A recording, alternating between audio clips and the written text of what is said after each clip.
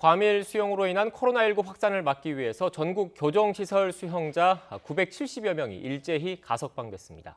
집단 감염이 이어지고 있는 서울 동부구치소는 다시 수용자와 이송자, 직원 등 1,000명을 대상으로 9번째 전수검사를 진행했습니다. 한동호 기자입니다. 서울 남부교도소에 수감됐던 사람들이 줄지어 밖으로 나갑니다. 이번 가석방 명단에 포함된 수형자들, 즉 형이 확정된 기결수들입니다. 법무부가 코로나19 확산을 막기 위해 전국 교정시설 수형자 970여 명을 가석방했습니다. 보통 한 달에 한 번 월말에 이뤄지는 가석방 일정을 앞당긴 겁니다.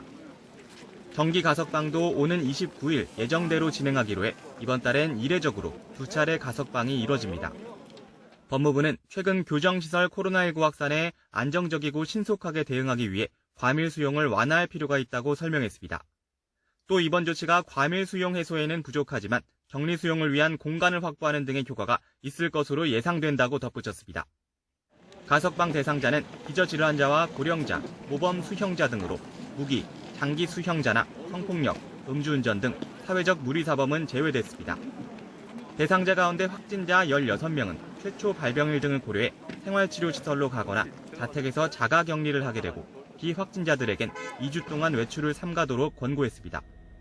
서울 동부구치소에서도 30여 명이 가석방된 가운데 수용자와 직원 등 1,000여 명을 상대로 9차 전수검사가 진행됐습니다. 지난달 18일 첫 전수검사에서 185명의 양성 판정을 받은 뒤 확진자 수는 300명까지 급증했다가 서서히 줄어 최근 8차 검사에선 7명까지 감소했습니다. 하지만 7차 검사에서 처음으로 여성 수용자가 확진 판정을 받은 뒤 8차 검사에서 접촉자 5명도 확진돼 여성 수용자 추가 확산 여부가 관건입니다.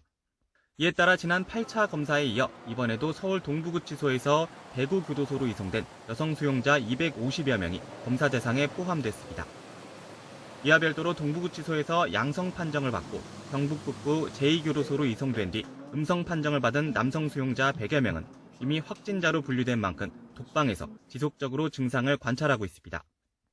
집단 감염 확산을 막기 위해 이례적인 조기 가석방까지 단행한 가운데 이미 전국 교정시설에서 잇따르는 확진자가 얼마나 줄어들 수 있을지 주목됩니다.